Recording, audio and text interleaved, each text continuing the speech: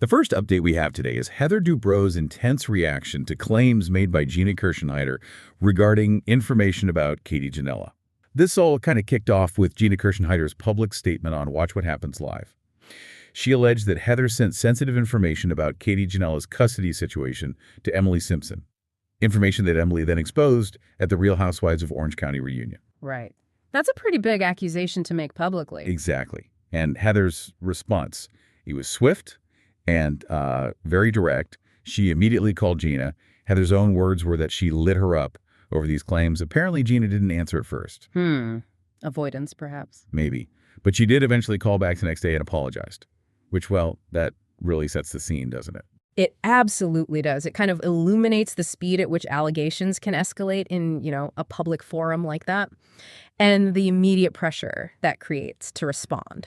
Gina's apology, while it hints at that complex interplay between what's said out loud publicly and the private relationships behind the scenes, it suggests maybe she recognized her public statement might have had some significant unintended consequences for Heather. But here's where understanding this whole information cycle within these groups gets really interesting.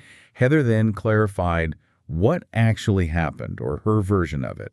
She explained that between the end of the season filming and the reunion taping, a lot of articles about Katie had already become public. Ah, okay, so already out there. Yes, and this seems to be the key point for Heather.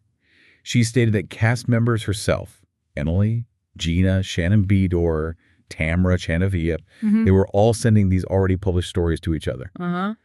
She was very explicit denying researching Katie. She said, I don't subscribe to that, but did confirm sharing stuff that was out in articles. On the surface, it sounds maybe like just casual sharing amongst the group.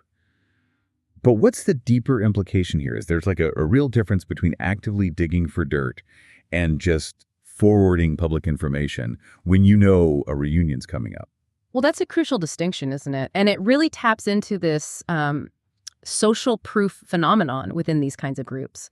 When cast members circulate information that's already public amongst themselves, it often creates a sort of internal echo chamber. Right. It's not necessarily malicious research in the way we might think of it, but it becomes a form of collective validation almost. They're reinforcing a narrative that's already out there, which then shapes their perceptions and maybe their strategic positions, especially when they know a confrontation is likely. Like at a reunion. Exactly. And we've sort of seen this pattern before, haven't we? Like Heather mentioned, stories also circulated after Shannon Bedore's DUI or those alleged FBI issues concerning Ryan Boyajian. It demonstrates how these external public narratives can get internalized and, well, sometimes strategically used to set the stage for conflict. This brings us right to Katie Janela herself. Her own history kind of perfectly illustrates how fluid friendships can become when these public narratives are constantly swirling around. Do you remember that earlier situation where Tamra Judge told Gretchen Rossi that Katie had allegedly claimed Gretchen accused Tamra of roofieing? Vaguely, yes. It gets complicated. It does. Gretchen initially believed Katie, who denied saying it. But now, fast forward, and there are rumors circulating that Katie later had a falling out with both Gretchen and Jennifer Pedranti. Ah, okay. So alliance has shifted again. It seems so. And this is where Heather dropped a really powerful, and I think quite intriguing comment. When she was asked about Katie's falling out with Gretchen and Jennifer, she said, and I'm quoting here, "You stand up for your friends and you believe in them until you're faced with irrefutable proof." Ooh. Irrefutable proof. That phrase definitely carries a lot of weight. It really does. Next, we're going to talk about the Real Housewives of Orange County. And, wow, this first one is quite something. We're looking at Katie Janela and these really explosive claims from her former publicist, Amir Yas. Yeah, he went on the Just Saying with Justin Martindale podcast, I think August 20th, and he really didn't hold back about his falling out with Katie. Not at all. He's accusing her of, well, a whole list. Lying, plotting against Heather and Terry Dubrow's marriage. And even alleging Gina made some kind of racially charged comment that got cut from Watch What Happens Live. That part's pretty serious. And he talked about how it all started, right? Katie wanting PR help. Exactly. She apparently wanted a Good Morning America gig, and Amir was like, maybe aim a bit lower, given the Golf Channel background.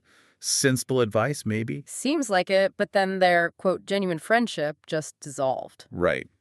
Amir says Katie told him she couldn't be seen with him because the executive producer, Alex Bakken, was worried she was feeding him info, which of course became a whole storyline this season. Oh, wow. So the show's narrative actually impacted their real relationship. Apparently so.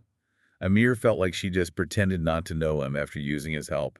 He even said she asked if she could still go to Fashion Week events he'd set up. Oh, come on. Seriously. That's what he claimed. He shut that down fast.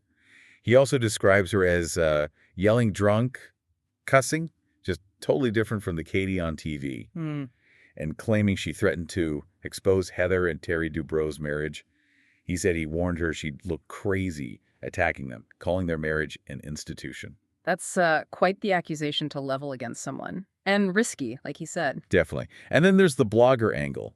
Amir backs up Kiki Monique from Reality Check, saying Kiki does not lie, and he trusts her way more than Katie, who he says lied about him. So he's drawing lines in the sand there. Totally.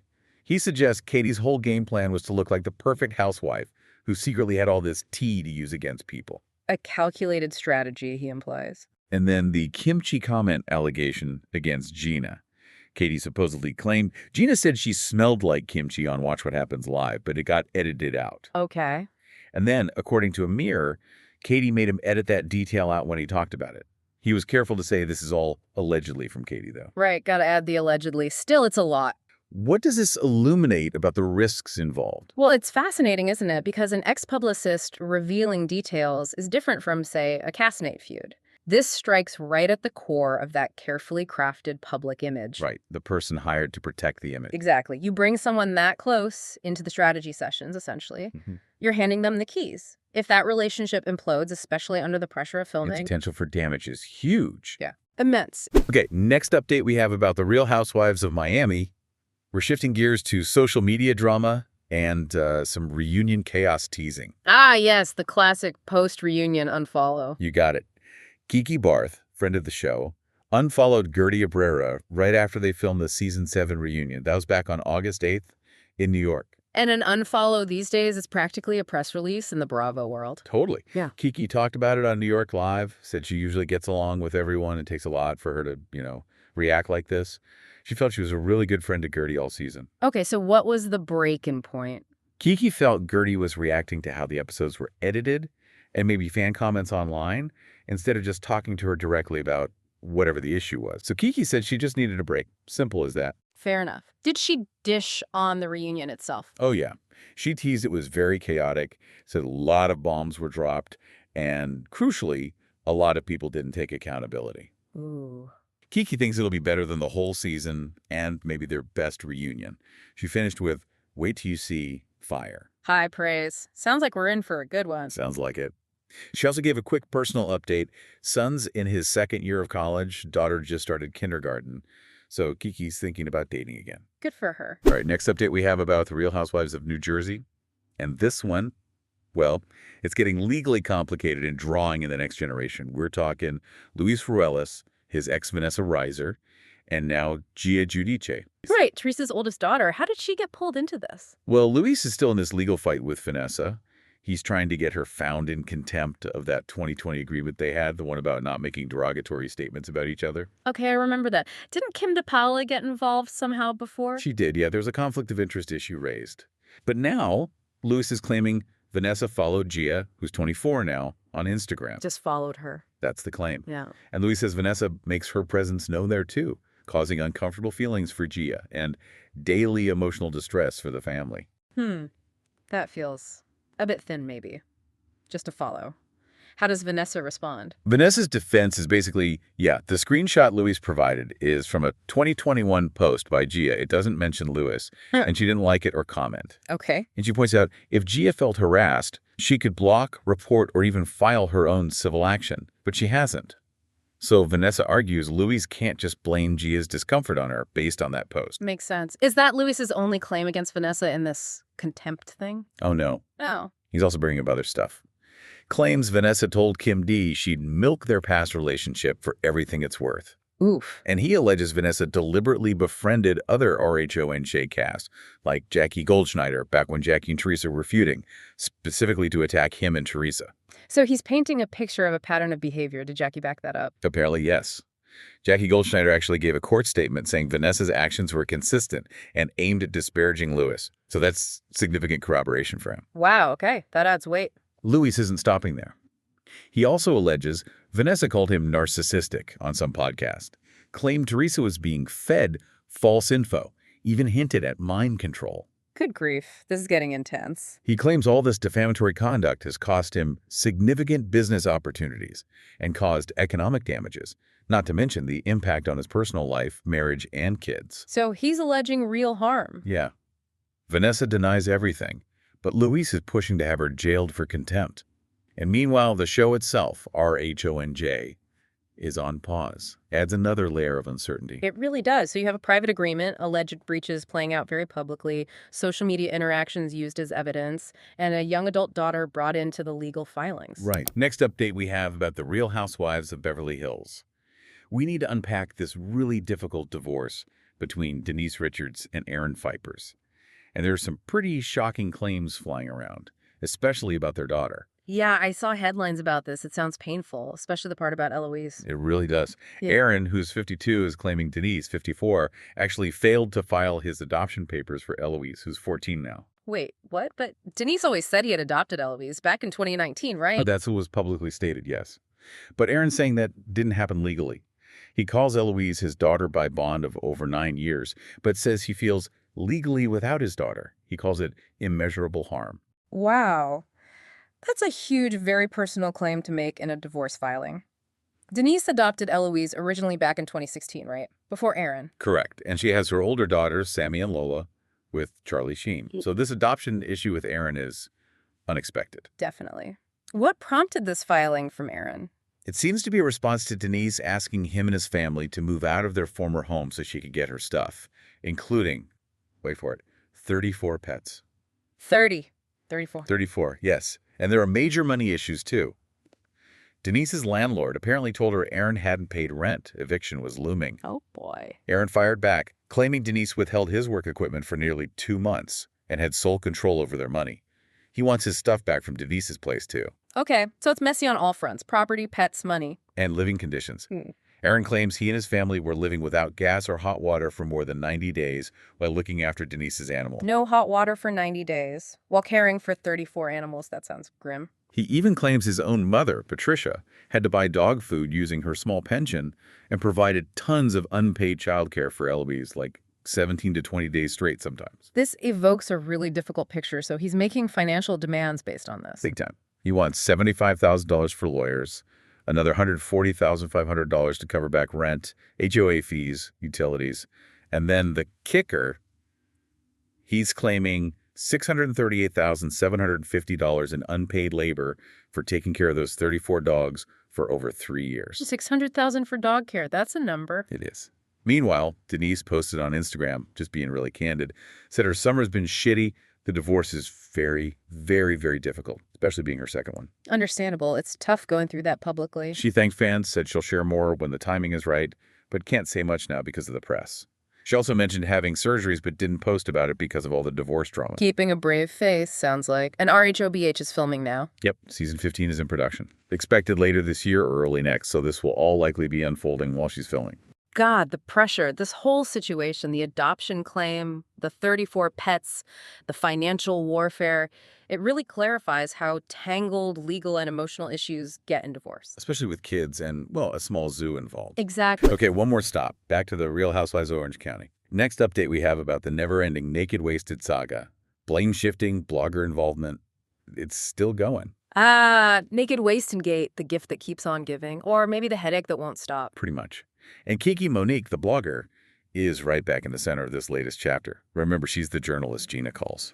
Right, got it. So what's the latest twist? Well, it started with Tamra Judge storming out of the LLA trip because Gretchen Rossi doubted her story. Tamra then did her whole I quit the show thing on Instagram. Classic Tamra move, some might say. Exactly. Shayna Bedore called it her boy who cried wolf routine. Emily Simpson quipped. It's how old ladies throw fits, they do it on Instagram. Even Heather Dubrow called it selfish. Ouch. So the ladies weren't buying Tamra's dramatic exit? Not really. But then Gina Kirschenheiter decided to investigate. She called Kiki Monique to check Tamra's claim that Katie Janela was the one who told Kiki the naked wasted Roofie story originally. And what did Kiki say? Kiki confirmed it. Said 7 minutes into lunch, Katie brought it up. This naturally just confused everyone more, made them wonder if Katie was being set up somehow. Because Katie denies telling Kiki, right? Vehemently. Katie's story is that Gretchen and Slade were the ones openly talking about Gretchen being so sick. After that night, she went to the hospital, got a tox screen, found drugs. But Jen Pedranti denied Gretchen ever said she was roofied. Correct. So Katie's sticking to her guns, saying her version is true, and claiming Slade even told her to hold the line and protect Gretchen. This is getting so tangled, and Gretchen's story keeps changing. That's what it looks like. First suggesting she went to the hospital, then denying it. Tamra jumped on that, saying Gretchen told her twice on camera she went to the hospital. So inconsistencies are piling up. Big time. Meanwhile, Tamra also revealed she saw her psychotherapist, admitted feeling overwhelmed in NOLA, took half a Xanax before one dinner, feeling like no one cares about her because they didn't check on her after she left. Okay. Showing some vulnerability there. Though Heather claims she did reach out. Right. And poor Emily's dealing with her own stuff, feeling guilty about her son Luke, while Shane calls her difficult sometimes, just adding to the overall tension. Yeah, seems like everyone's stressed. So where does the blame finally land in this round? The group seems to be pressuring Katie. Heather told her they feel scared around her. Katie feels ganged up on, insists Gretchen and Jen made her the bad guy, while Gretchen's caught embellishing. So Katie's isolated again. Seems that way. But Tamra's feeling vindicated. She's been blasting social media, sharing posts from fan accounts, basically saying Gretchen, Katie, and Jen are all passing the blame, and Tamra was right all along. Taking her victory lap online. Yeah, her own caption was sharp. They spend more time calling me a liar than actually proving me wrong. Oof. Okay, so this naked wasted thing, it's less about what happened and more about who can control the narrative. Memory, loyalty, bloggers.